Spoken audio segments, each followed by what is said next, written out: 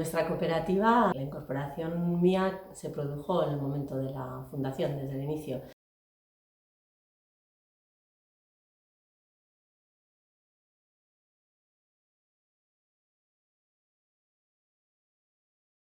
En general, la incorporación en nuestra cooperativa de las mujeres se vive con normalidad.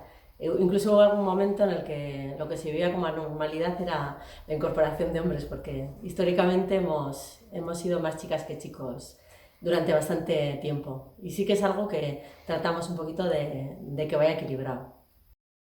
Hace un mes leíamos que la presencia de mujeres en el cooperativismo había subido en 10 años del 38 al 62%. Luego somos mayoría, ¿no?, socias cooperativistas. Creo que los valores y principios cooperativos generan entornos donde las mujeres nos sentimos a gusto trabajando. En general creo que hay un gran movimiento en todos los cambios fundamentales que están por hacer, sociales, medioambientales, donde ya no nosotras, sino la generación más joven, de mujeres más jóvenes, tienen una especial sensibilidad y están cobrando un protagonismo incluso por encima de sus compañeros chicos. Entonces, bueno, creo que estos entornos sociales y de desarrollo humano nos van bien.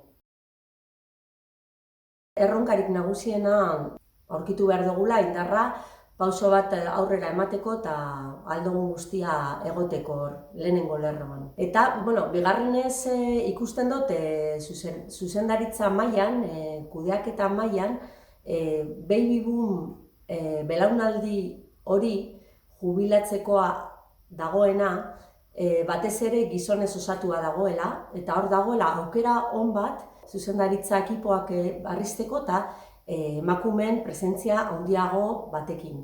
Eta behar bada erronka bat izango leke hizkuntza eta lengoaia mailan aurrera egitea. Lengoaia sexista samar iruditzen du. Orduan bertan apur bat gehiago lanean jarraitzea komeni dela uste dut.